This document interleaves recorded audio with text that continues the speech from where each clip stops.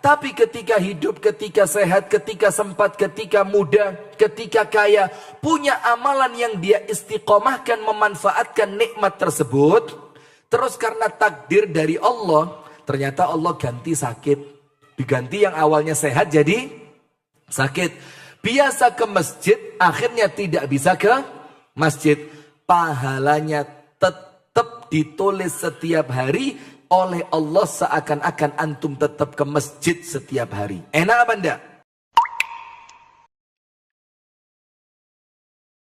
Kita bersyukur kepada Allah dan tidak ada bentuk dan ungkapan syukur yang paling baik kecuali dengan ibadah. Jadi panjenengan mau bersyukur dengan cara apapun, walaupun panjenengan mengadakan tasyakuran, ngundang tetangga untuk makan-makan, berbagi kebahagiaan dengan orang lain, panjenengan dum-dum duit, bagi-bagi uang, misalkan habis panen, itu masih belum bisa mengalahkan kualitas syukurnya dibandingkan ketika panjenengan menggunakan nikmat Allah dalam rangka ibadah. Maka sering sekali kita sampaikan bagaimana Nabi Muhammad SAW itu bersyukur. Nabi Muhammad itu bersyukurnya dengan cara apa? Sholat tahajud sampai kakinya bengkak. Nah maka ketika syukur kita seperti itu, maka benar yang diucapkan oleh Al-Imam Al-Hafidh Ibnu Katsir rahimahullah. Imam Ibnu Katsir ketika menafsirkan ayat Al-Quran, la in syakartum la azidannakum, kalau kalian bersyukur maka nikmatnya oleh Allah pasti ditambah. Apa kata Ibnu Katsir? Yang ditambah apa? Yang ditambah oleh Allah untuk orang yang bersyukur adalah kemampuan ibadah. Ibadahnya semakin istiqomah, ibadahnya semakin khusyuk, salatnya semakin nina, sedekahnya semakin ikhlas, dengan orang tuanya semakin baik. Maka kualitas ibadah dengan kemampuan bersyukur itu bergaris lurus. Orang yang syukurnya bagus, ibadahnya mesti apik. Orang kalau ibadahnya tidak baik, salah satu yang perlu dikoreksi adalah syukurnya. Jangan-jangan dia kurang bersyukur, akhirnya Allah murka kepadanya, maka oleh Allah dia dijauhkan dari ibadah. Apa yang terjadi? Nikmat yang dia dapatkan justru akan mendatangkan azab. Wala in kafartum inna azabi lasyadid. Kenapa itu? Karena orang yang kufur tidak bisa ibadah. Kalau tidak bisa ibadah, tidak ada jalan lain kecuali mendapatkan azab. Na'udzubillah min dzalik. Maka hadirin, kita bersyukur kepada Allah, kita terima kasih kepada Allah. Karena apa? Karena kita oleh Allah Subhanahu wa ta'ala masih diberikan kesempatan hidup. Kita dikasih kesempatan bisa beramal. Kita dikasih waktu, kita diberi oleh Allah karunia sehat.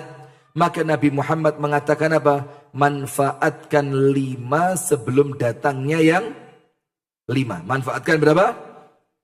5 sebelum datangnya 5. Apa 5 perkara itu yang perlu kita manfaatkan? Ini muqaddimah dulu ya. Supaya kita ngerti ternyata nikmat umur itu mahal. Sudah? Maka Nabi Muhammad mengingatkan, Bu. Ini kan banyak yang sepuh tapi masih Allah karuniai umur. Banyak yang sepuh Allah karuniai masih sehat. Maka bersyukur karena Rasul mengatakan manfaatkan 5 sebelum datangnya 5. Nomor 1, manfaatkan hidupmu sebelum datang matimu. Manfaatkan sehatmu sebelum datang sakitmu. Manfaatkan lapangmu sebelum datang sempitmu. Manfaatkan kayamu sebelum datang miskinmu. Dan manfaatkan waktu mudamu sebelum datang waktu tuamu. Intinya cuma 1.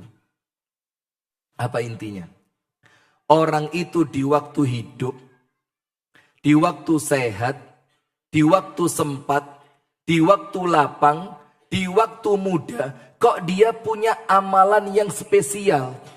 Maka ketika amalan itu terhenti karena uzur, karena apa? Uzur. Jadi berhentinya amal bukan karena males. Nah ini kalau ba'da Ramadan ini muskilah ini. Berhentinya beramal bukan karena bosen. Kita kalau ngepol terus lama-lama apa? Bosen. Sampai panjenengan tahu kajiannya Nabi Muhammad itu sehari berapa kali? Nabi Muhammad ngajari sahabat itu bukan terus gak mandek, enggak. Ghibban. Ghibban itu sesekali. Karena apa? Nabi Muhammad ngerti manusia itu sifatnya apa? Gampang jenuh, gampang bosan. Nah, tapi ketika hidup, ketika sehat, ketika sempat, ketika muda, ketika kaya, punya amalan yang dia istiqomahkan, memanfaatkan nikmat tersebut. Terus karena takdir dari Allah, ternyata Allah ganti sakit. Diganti yang awalnya sehat jadi sakit. Biasa ke masjid, akhirnya tidak bisa ke masjid. Pahalanya tetap ditulis setiap hari oleh Allah seakan-akan antum tetap ke masjid setiap hari. Enak apa enggak? Nah maka mumpung sempet, mumpung sehat, mumpung ada waktu, ada pengajian, datang pengajian. Bisa sholat berjamaah, ayo sholat jamaah. Bisa apa lagi? Silaturahmi, silaturahim, ayo silaturahim. Nanti kalau umurnya habis, sehatnya hilang, sempatnya hilang, amal yang biasa kita lakukan oleh Allah tetap dicatat. Allahumma amin.